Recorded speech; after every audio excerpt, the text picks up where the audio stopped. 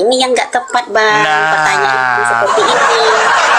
Aduh, berat ini lah. Ketombeannya udah tumbuh ketombe. Halo semuanya, selamat datang kembali di channel ini. Kali ini kita akan membahas sebuah topik yang cukup sering diperbincangkan, yaitu tentang kekristenan, penginjilan, serta isu yang sering muncul terkait tuduhan. Sebelum membahas lebih jauh, mari kita luruskan dulu beberapa istilah dalam kekristenan yang sering disalahpahami. Perdebatan dimulai dengan pertanyaan apakah Al-Quran adalah kitab yang lengkap dan sempurna.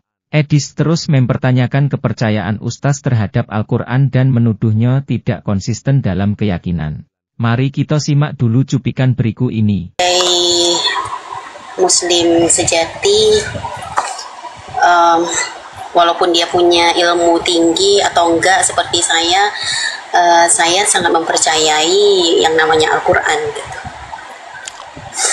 Sudah bisa saya tanggapi? Sudah bisa saya tanggapi? Oke. Jadi begini. Pertama jangan grogi dulu, tenang, tarik napas. Ya, tarik napas dulu.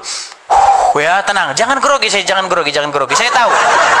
tahu bahwa memang ya kalian sudah grogi, saya tahu. Tapi tenangkan diri. Begini. Perkenalkan ya, saya ini adalah orang Kristen, tapi saya ini sangat-sangat mengerti ajaran Islam.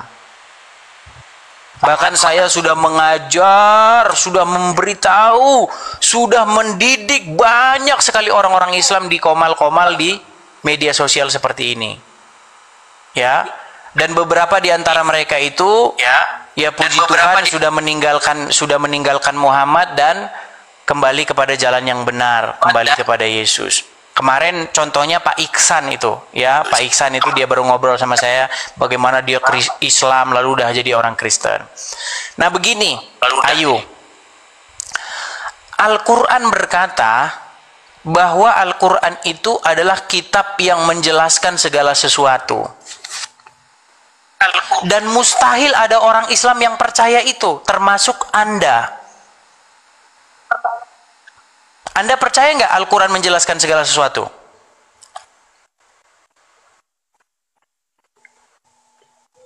Percaya.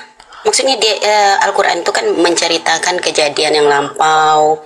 Terus yang kejadian akan datang juga ada di situ. Yang sekarang juga ada di situ. Oke. Sekarang saya ingin membuktikan bahwa apa yang barusan Anda ucapkan itu adalah dusta yang Anda percayai.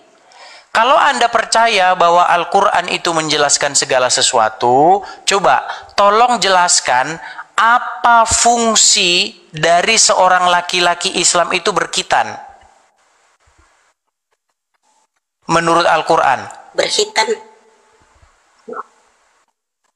tentu saja ada fungsinya. Ya, apa fungsinya menurut Al-Quran? Itu bukan menurut Al-Quran saja. Mungkin tidak diterangkan secara detail dalam Al-Quran. Tadi gitu, katanya Al-Quran menjelaskan segala sesuatu. Iya. Barusan tadi Anda ucapkan Al-Quran menjelaskan segala sesuatu, betul? Al-Quran itu yang pokok-pokoknya. Nah, berarti kan nggak menjelaskan segala sesuatu. Terbukti kan? Terbukti tidak ada yang percaya. Makanya saya bilang mustahil kamu percaya Al-Quran. Mustahil. Al-Quran bilang Quran menjelaskan segala sesuatu. Kamu bilang Quran menjelaskan pokok-pokoknya saja. Makanya saya bilang Quran bilang menjelaskan segala sesuatu, maka tidak ada orang Islam yang percaya. Termasuk Anda, barusan tadi Anda bilang, oh bukan segala sesuatu, tapi pokok-pokoknya saja. Makanya saya bilang, kalau ada orang Islam percaya ayat itu, saya terjun dari Monas. Terjun saya dari Monas. Nggak ada orang Islam yang percaya itu. Makanya ketika orang Islam ditanya tentang agama Islam, mereka nggak buka Al-Quran. Mereka akan buka kitab ulama ini menurut kitab fulan begini, karangan begini, menurut syekh begini itu yang dibuka. Makanya kitab sucinya orang Islam itu Saya nggak percaya kitab sucinya Al-Quran. Orang setiap menjelasin agama Islam yang dibuka kitab syekh, kitab menurut ustadz ini, menurut kitab ini. Nggak ada Al-Quran, nggak ada gunanya. Coba, buktikan kalau Al-Quran berguna. Jelaskan apa maksud daripada berkitan.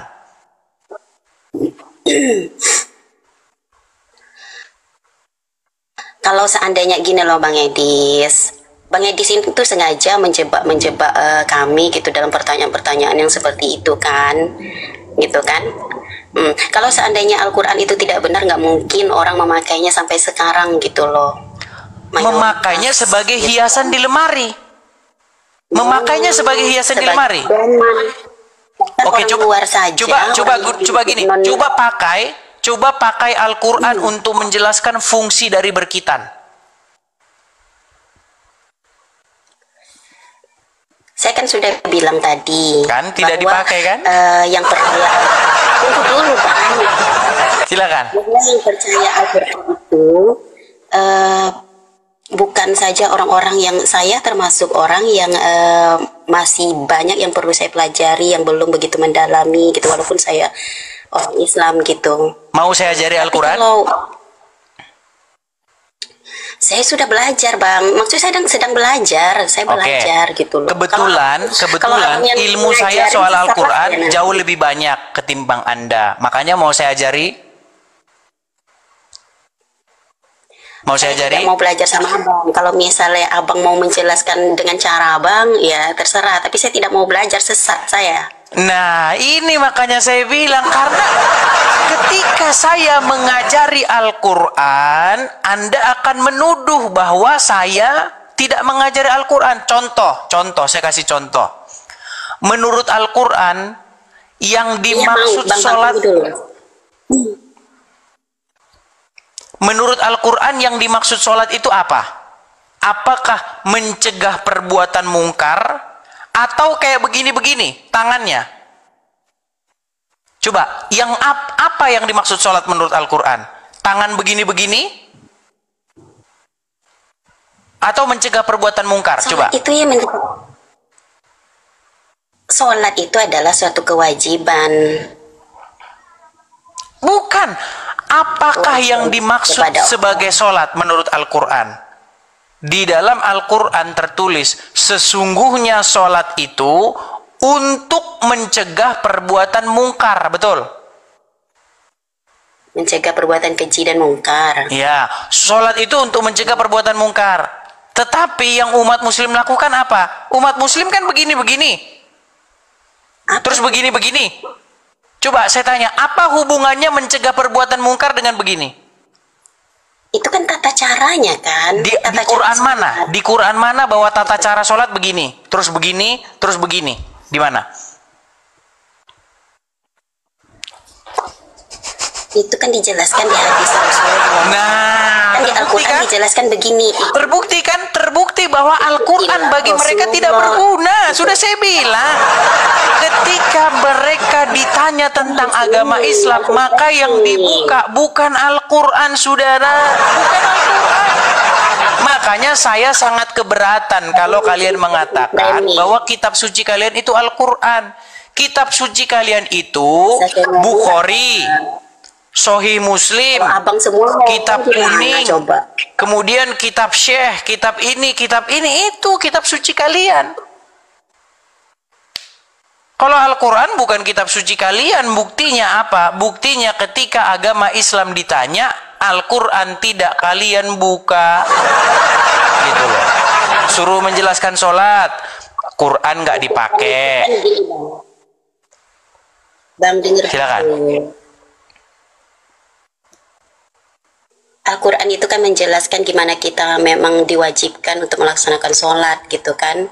Terus Allah juga memerintahkan di dalam Al-Quran bahwa ikutilah cara Rasulullah gitu. Gimana? Ayat berapa? Rasulullah itu. Ayat berapa?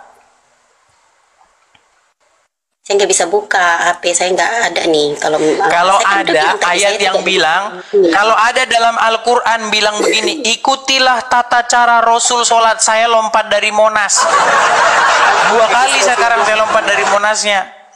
Rasulullah juga bilang ikuti cara saya gitu, cara Oke. saya sholat gitu. Oke, Muhammad bilang ikuti cara saya. Muhammad kunut atau nggak kunut? Kalau itu sudah disetujui oleh Rasulullah, sahabat ada beberapa sahabat yang kunut, ada juga yang tidak. Kenapa Tapi orang Islam Rasulullah ribut? dua-duanya. Kenapa orang Islam ribut masalah kunut sama nggak kunut sampai sekarang nggak kelar-kelar? Kalau yang ribut itu kan yang tidak oknum saja. Iya, intinya begini. Di dalam Al-Quran tidak ada sholat itu seperti begini-begini, nggak ada. Di Quran kalau ada dalam Al-Quran sholat itu begini, kemudian begini, kemudian begini. Coba di Quran surat mana? Nggak ada. Itu dijelaskan di fikih, Bang. Makanya saya bilang tadi, mustahil sesungguhnya kamu percaya Al-Quran. Karena kamu tadi barusan mengatakan, Quran menjelaskan segala sesuatu, kitab yang lengkap, sempurna, terperinci. Tapi semua itu omong kosong. Kenapa? Karena ketika kamu menjelaskan agama Islam, yang kitab yang kata kamu menjelaskan segala sesuatu terperinci, sempurna, itu nggak kamu buka. Yang kamu buka kitab lain. Itu ibarat kata kebohongan yang diucapkan terus menerus, akhirnya kamu merasa bahwa kebohongan itu adalah kebenaran. Itu loh. Itu makanya saya sedang menyadarkan kalian gitu loh. Nggak benar di dalam Al-Quran, tentu yang lebih pintar. Tunggu dulu, Bang. Tentu yang lebih pintar itu udah tahu dari dulu gitu kan, pasti akan dimusnahkan Al-Quran ini gitu. Kalau abang naikkan ke sini, ya saya jawab dengan sepengetahuan saya kayak gitu. Coba yang lebih apa nggak mau naikin. Siapa orangnya? Yang lebih tahu gitu. Iya, siapa orangnya? Masalahnya siapa orangnya? Yang naik ke sini kan nggak tahu habis nggak gitu loh. Gimana? Yang naik ke abang kan nggak yang tahu nggak ada yang mendalam. Iya, makanya saya menunggu-nunggu. Saya sudah lama sekali menunggu-nunggu. Tolong Pak Ustadz naik kemari. Saya rasa Pak Ustadznya itu tahu bahwa yang saya katakan itu benar, makanya mereka nggak berani naik. Yang naik adalah orang-orang yang nekat-nekat saja. Sedangkan ustadz-ustadz yang tahu, orang-orang yang ngerti agama Islam, saya nggak mungkin naik. Kenapa? Karena yang diomongin ini benar semua, gitu loh. Kalau abang percaya nggak dengan kitab abang? Ya percayalah, kalau nggak percaya ngapain saya jadi Kristen, gitu loh. Gini, sebenarnya begini Ayu, saya ini mengajak kamu untuk kembali kepada jalan yang benar, yaitu Yesus. Kenapa? Karena saya tidak rela melihat kamu dipimpin oleh orang yang sudah meninggal. Bagaimana mungkin kamu membuat dirimu dipimpin oleh mayat dalam kubur? Tapi kan itu nabi kami, manusia biasa yang akan meninggal gitu. Iya, bagaimana dan mungkin? Dia cuma meninggal, begini loh Ayu. Dia tetap ada di hati kami. Buktinya kami yang tak kenal mengenal. Gini Ayu, kita ini kan sama-sama ingin menuju kepada kehidupan kan? Ingin menuju kepada hidup, betul? Hidup yang kekal, begitu, betul nggak? Betul nggak? Ya. Nah, bagaimana kamu ingin mencapai surga, ingin mencapai hidup yang kekal, tapi dipimpin oleh orang mati? Bagaimana? Itulah Bang ya, Masya Allahnya. Memang Nabi kami sudah tidak ada gitu kan. Iya, artinya begini, orang buta tidak mungkin menuntun orang buta, karena keduanya akan jatuh ke dalam lubang. Orang yang tidak tahu jalan ke surga tidak mungkin memimpin orang ke surga. Gak mungkin. Yang bisa memimpin kita ke surga itu adalah orang yang tahu jalan ke sana. Yang bisa memimpin kita kepada hidup yang kekal adalah orang yang tahu jalan ke sana. Tidak mungkin orang buta menuntun orang buta. Makanya sekarang saya tanya, Anda mau menuju kepada hidup yang kekal, tapi dipimpin sama orang dalam kubur. Gimana? Ini yang mati itu Bang, yang meninggal itu adalah nabi kami. Terus gimana? Oke, apakah Muhammad bukan pemimpinmu? Pemimpin kami. Oke, apakah dia sudah meninggal? Sudah. Berarti Anda dipimpin oleh orang meninggal, betul? Kalau dia apa sekarang kami itu bukan dipimpin oleh orang meninggal, dia ajarannya tetap kekal, tetap abadi. Ya ajaran yang nggak bisa meninggal lah. Jangankan ajaran, ini gelas ini juga nggak bisa meninggal. Ini gelas ini bisa nggak gelas meninggal? Ya nggak bisa. Ini pertanyaan abang tidak logika banget lah bang. Kalau abang gini. Pertanyaan abang kayak gitu. Muhammad itu manusia nggak? Sebentar, Muhammad itu manusia nggak? Manusia. Oke. Apakah Muhammad yang manusia itu adalah pemimpinnya orang Islam? Ya jelas. Oke, apakah dia sudah meninggal? Apakah dia sudah meninggal? Ya, berarti orang Islam dipimpin oleh orang meninggal, betul nggak? Nah, ini yang nggak tepat bang. Pertanyaan seperti ini. Aduh, berat ini lah. Tombe aja kalau kayak udah tumbuh ke tombe saya kalau udah begini kalau cara ngobrol.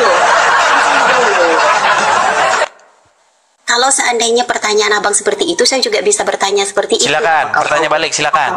Apakah Paulus sudah meninggal? Apakah Tuhan Paulus sudah meninggal? Tidak pernah ada di dalam kekristenan bahwa Paulus itu pemimpin kami, nggak ada.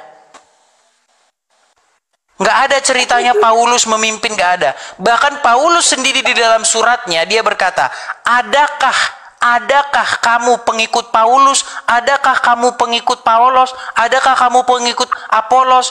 Semua kita ini adalah pengikut dari Yesus yang hidup. Gitu loh. Makanya di dalam kekristenan itu kami mengikuti firman. Makanya firman itu datang ke dunia. Sang firman itu datang ke dunia menjadi manusia. Nah, makanya sang firman itulah yang layak diikuti. Kita layak mengikuti sang firman itu. Masa kita ngikutin orang dalam kuburan? Kenapa banyak orang Kristen mengingkari firman-firman itu sendiri? Kenapa coba? Bagaimana? Banyak orang Kristen yang mengingkari firman-firman itu sendiri. Ya banyak lah. Namanya kan banyak orang hanya KTP doang. Hampir semua malah. Ya enggak hampir semua. Banyak. Tapi itu bukan gini loh. Kalau ada orang Kristen mencuri, apakah ajaran Kristen mencuri? Kan gitu logikanya. Enggak boleh Kristen itu diukur dari orangnya. Enggak boleh. Tapi dari ajarannya. Begitu juga Islam.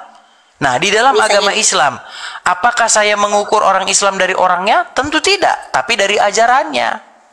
Contoh, kalau ada orang Islam mengoleksi istri banyak, apakah itu sesuai dengan ajaran Islam?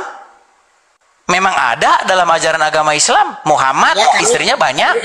Ini diatur bang, diatur di dalam Al-Quran kalau soal poligami gitu diatur. Tapi abang udah baca belum? Kalau saya sudah gini ya. Saya pernah mewawancarai begini. Ayo, saya pernah mewawancarai seorang muslimah. Nih ya, ini wawancara saya dengan muslimah nih. Dia jujur. Ini omongan dia, biar kamu dengar ya. Ini muslim sendiri nih. Nih ya. Sebentar, sedikit nih. Nih.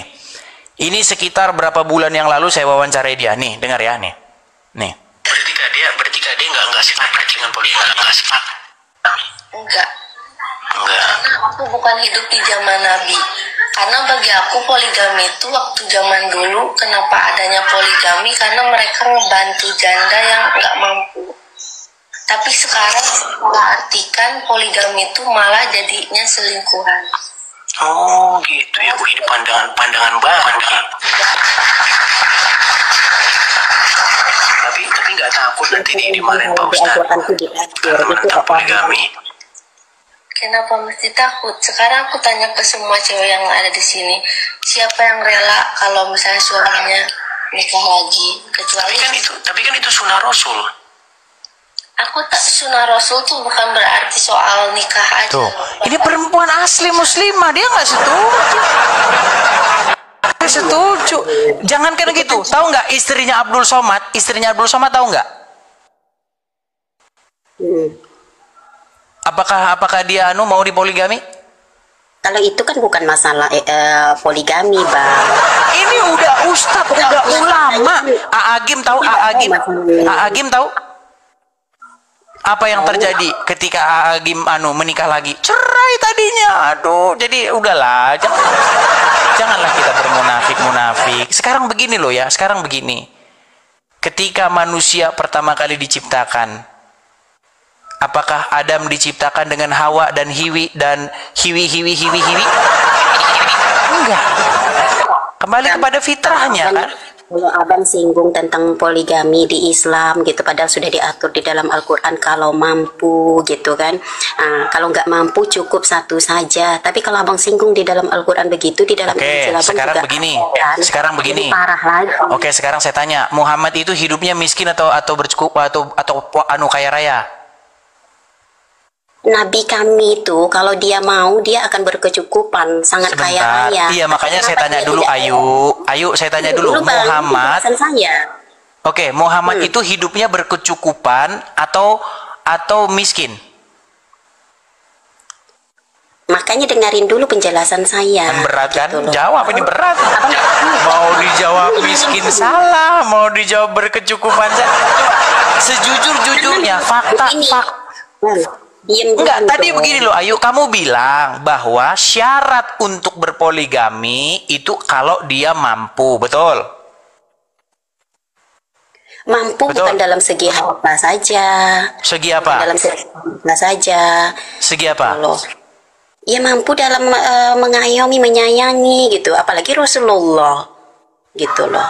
Rasulullah berarti Muhammad mampu menggilir istri-istrinya. Mampu lah, tapi yang dipikirkan orang saat itu, apalagi Rasulullah, tidak hawa nafsu, Bang. Kamu tidak tahu apa yang dikatakan oleh Aisyah. Aisyah berkata di dalam hadis Bukhari nomor 5514. Apa kata Aisyah? Ketika turun ayat, perempuan-perempuan boleh menyerahkan dirinya kepada Muhammad tanpa mahar. Tanpa mahar.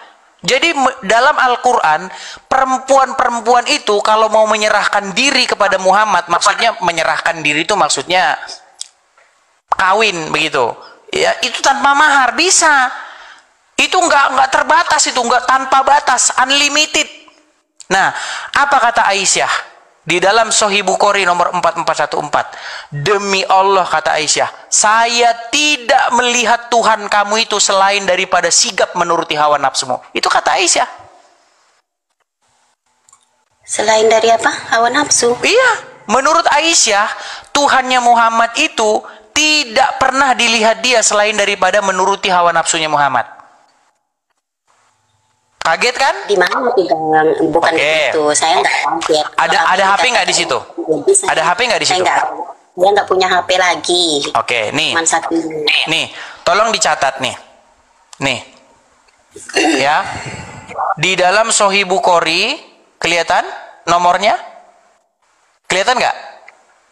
Ya. Nah, itu. Di dalam Sahih Bukhari nomornya 4414. Nanti tolong di Google. Tolong dicari di Google. Kenapa Aisyah istrinya Muhammad sendiri bilang begitu? Berhubungan dengan ayat surat Al-Ahzab nomor 50 dan 51. Saya tidak melihat Tuhannya Muhammad kecuali sikap menurut keinginan Muhammad. Iya. Keinginan kan? Keinginan. Keinginan itu kan bahasa Indonesia. Keinginan itu kan bahasa Indonesia. Di bahasa Arabnya itu hawa nafsu. Begitulah kalau Allah itu ingin memperlakukan Nabi Muhammad kami gitu. Nah, makanya kembali ke tema awal ini. Begini. Kak Ayu, nih, ini ya, nih. Makanya kembali nih. Buktikan bahwa Allah itu bukan Tuhan karangannya Muhammad. Ini menjadi pertanyaan besar. Apakah Allah itu sebenarnya hanyalah Tuhan karangannya Muhammad saja? Masa setiap Muhammad ada sesuatu langsung diturunkan ayat? Langsung diturunkan ayat, dan semua ayat-ayatnya itu pasti berhubungan dengan kepentingannya Muhammad. Contoh, kalau perempuan-perempuan mau menyerahkan dirinya kepada Muhammad, boleh.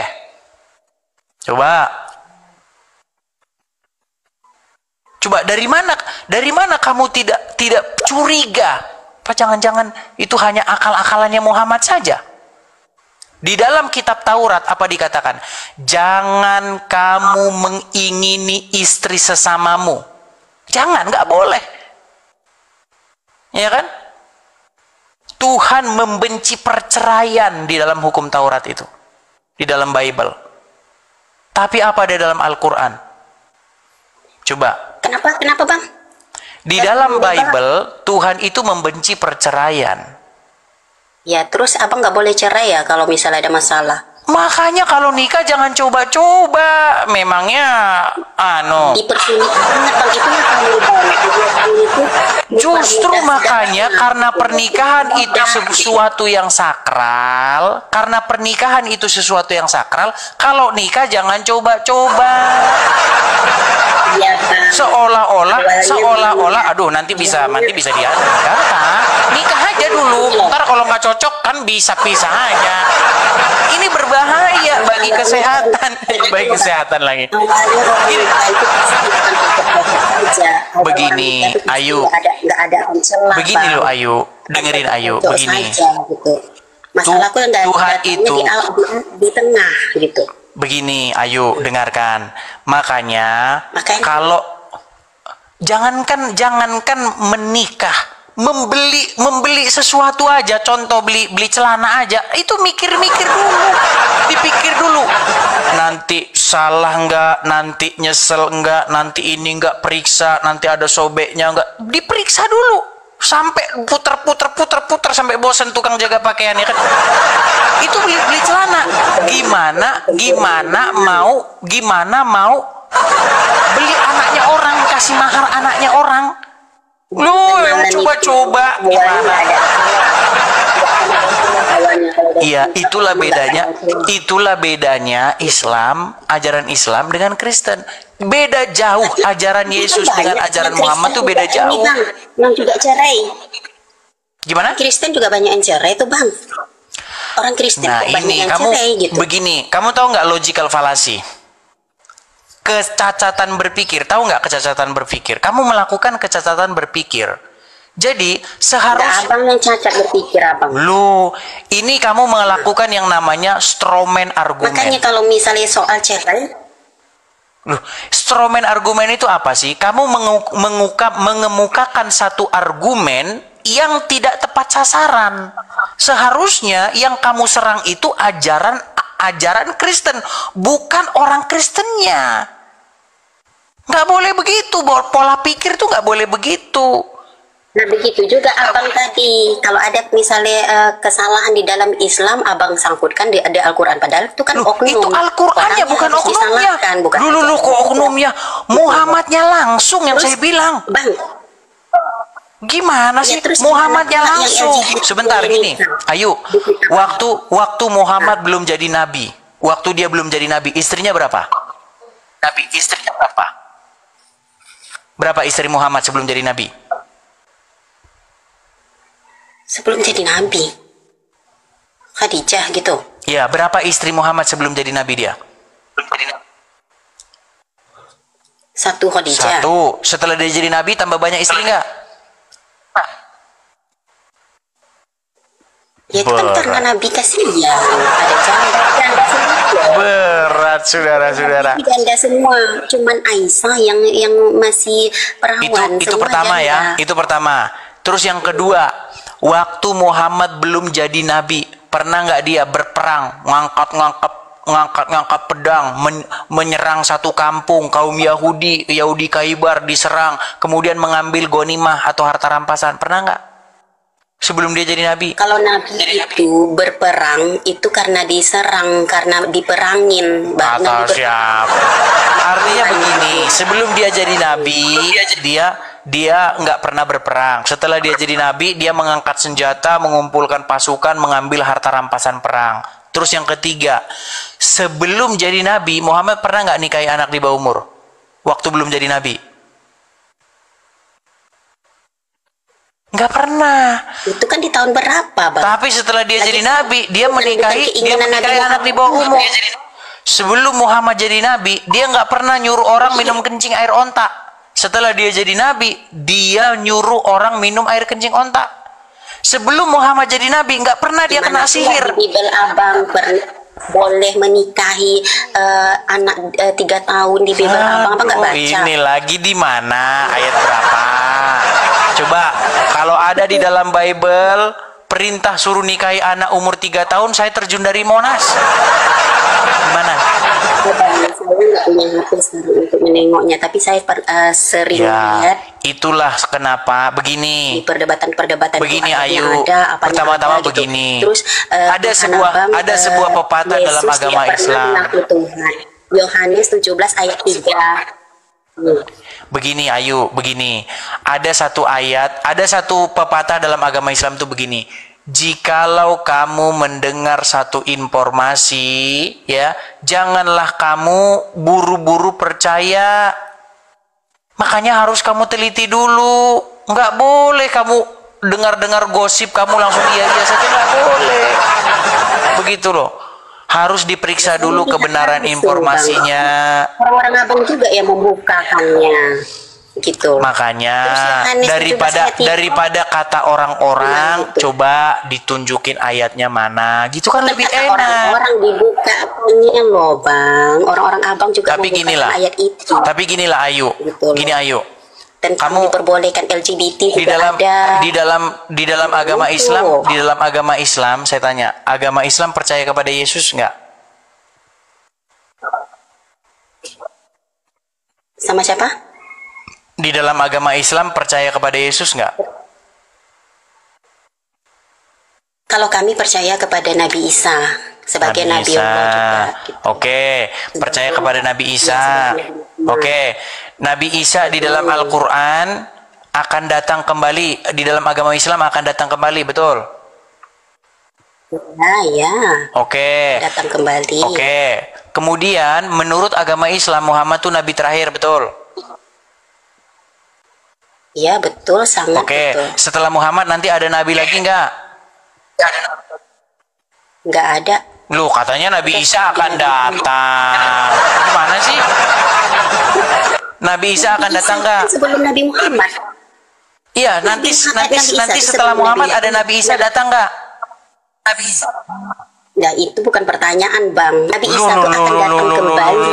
Pertanyaan loh. Gini, Muhammad kan sudah meninggal, betul? Pelan-pelan, ayo, pelan-pelan. Muhammad kan sudah meninggal, betul? Gitu loh. Muhammad sudah meninggal, betul? Oke, setelah Muhammad meninggal ini, besok akan datang Nabi Isa, betul?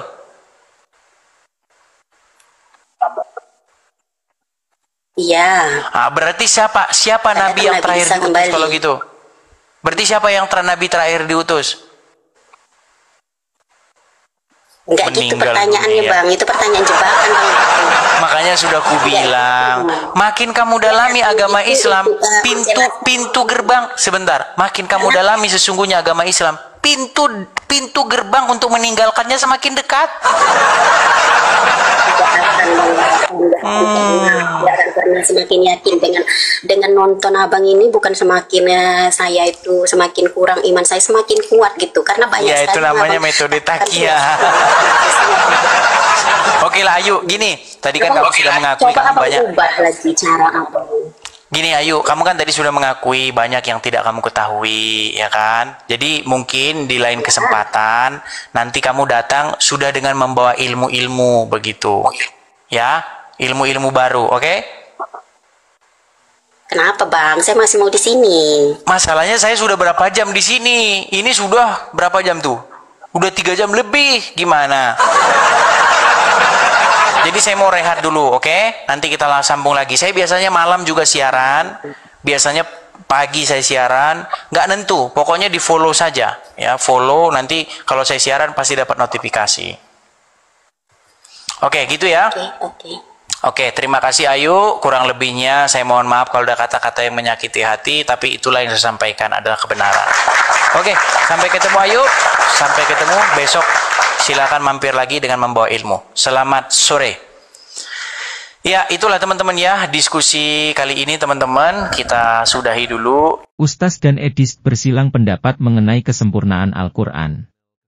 Edist menantang Ustaz untuk menjelaskan fungsi kitab berdasarkan Al-Quran. Perdebatan semakin intens ketika Edist bertanya tentang ajaran Islam, termasuk fungsi sunat dalam Al-Quran. Ustaz kesulitan menjawab dengan rujukan langsung ke kitab suci. Edist menyoroti bahwa umat Islam sering bergantung pada tafsir ulama daripada memahami langsung Al-Quran. Dia menuduh mereka lebih mempercayai kitab-kitab setelah Al-Quran dibanding kitab sebelumnya seperti Taurat dan Injil. Ustaz kembali ditantang menjelaskan ajaran Islam tanpa merujuk ke tafsir. Edist mempertanyakan konsistensi umat Islam dalam memahami kitab mereka sendiri. Seorang mualaf dari Mentawai bergabung dalam diskusi. Edist mempertanyakan alasan mualafnya, tetapi dia tidak bisa memberikan jawaban yang meyakinkan, hanya karena ajakan adiknya. Edist menganalogikan pemahaman Al-Quran dengan minum air panas, mengkritik perlunya tafsir untuk memahami Al-Quran jika kitab tersebut memang sudah jelas dan lengkap. Edist mengajukan argumen kontroversial bahwa Muhammad adalah Tuhan. Mualaf tersebut setuju bahwa Muhammad adalah Tuhan, tetapi bukan pencipta alam semesta, memicu perdebatan lebih lanjut. Perdebatan tentang konsep Tuhan dalam Islam Kristen. Edist membandingkan keyakinan Muslim terhadap Muhammad dengan keyakinan Kristen terhadap Yesus. Kesimpulannya, isu mengenai misionaris Kristen seringkali disalahpahami. Ada banyak faktor historis dan persepsi yang membentuk pandangan ini. Penting bagi kita untuk melihat setiap isu secara objektif dan tidak terburu-buru menyimpulkan sesuatu tanpa dasar yang kuat. Sekarang, bagaimana menurut kalian? Mualaf Mentawai semakin dipertanyakan mengenai keislamannya, alasan masuk Islam, dan kepercayaannya terhadap Muhammad. Diketahui bahwa ia masuk Islam karena ajakan adiknya dan untuk tinggal di musola. Silakan bagikan pendapat kalian di kolom komentar. Jangan lupa untuk like, share, dan subscribe agar semakin banyak orang yang bisa ikut berdiskusi dan memahami topik ini dengan lebih luas. Sampai jumpa di video selanjutnya. Ayo berpartisipasi dalam kebaikan bersama Yayasan Cipto Pelito Kasih. Mari kita bersama-sama memberikan sedikit berkat dan menyisihkan sebagian dari yang kita miliki untuk mendukung rumah Yayasan Cipto Pelito Kasih. Yayasan ini membimbing dan mengajarkan 30 anak-anak yang membutuhkan bimbingan dan pendidikan. Dengan partisipasi saudara, kita dapat memberikan harapan baru dan masa depan yang lebih baik bagi mereka. Tidak perlu banyak, bahkan bantuan kecil saudara sangat berarti bagi anak-anak ini. Mari kita ambil bagian dalam misi mulia ini dan bersama-sama membawa perubahan yang positif dalam kehidupan mereka. Kami percaya bahwa setiap kebaikan yang Anda berikan akan dibalas berlipat ganda. Tuhan Yesus memberkati saudara semua yang telah berpartisipasi dalam mendukung rumah Yayasan Cipto Pelito Kasih. Shalom, saudara-saudara seiman. Mari bergabung dalam perjalanan rohani ke tanah Israel bersama Gereja YouTube. 13 hari perjalanan penuh makna. Kita akan mengunjungi Mesir, Israel, Yordania, Petra, dan mengakhiri perjalanan di Dubai dengan satu malam istimewa. Tanggal 6 Maret sampai 18 Maret 2025 harga hanya $2.850 Amerika, all in price. Alami mujizat dan pengalaman bersama dengan Tuhan di tanah perjanjian. Perjalanan ini akan dipimpin oleh pembimbing rohani yang luar biasa, Pastor Chairul Anwar dan Leonardo Sirait. Bagi Anda yang merindukan pengalaman rohani ini, segera daftarkan diri Anda. Hubungi kami di 08 133486 60 1770708 778 1514512. Jangan lupa menyebutkan nama perjalanan Holy Land Gereja YouTube. Kapasitas terbatas, hanya tersedia untuk 25 orang.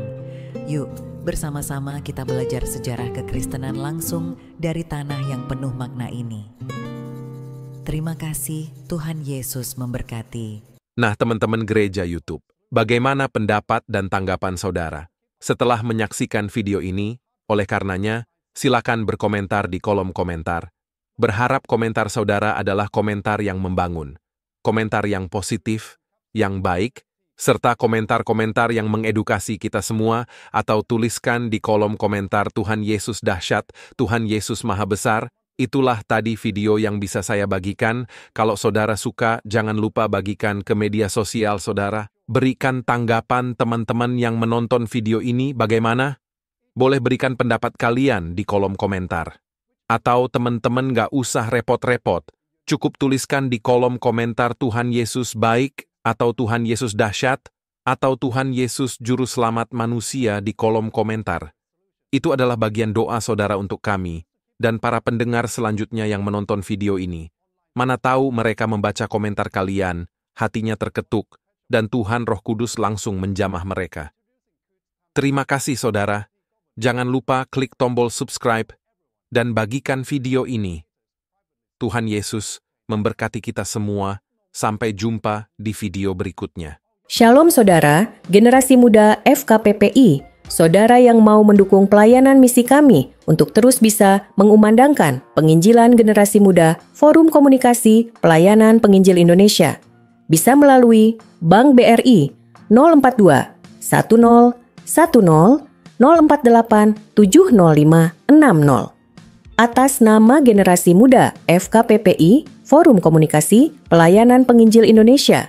Dan bisa melalui kris ini, silakan scan barcode kris ini melalui mobile banking saudara. Tujuan dari pelayanan misi ini adalah untuk menjangkau banyak jiwa di pelosok-pelosok desa yang rindu untuk mendengarkan firman Tuhan dan untuk kegiatan apoleget yang menjalani penginjilan ke desa-desa untuk bisa terus mengabarkan kabar baik di seluruh tanah Indonesia. Selain melalui media sosial YouTube, kita tetap terus bisa menyuarakan kabar baik secara offline. Boleh dukung asosiasi ini melalui rekening ini dan bisa melalui kris mobile banking ini. Dengan cara scan barcode kris ini di mobile banking saudara. Terima kasih, biarlah kami berdoa agar semua kebaikan dan taburan saudara Tuhan yang membalas berlipat kali ganda. Tuhan Yesus memberkati saudara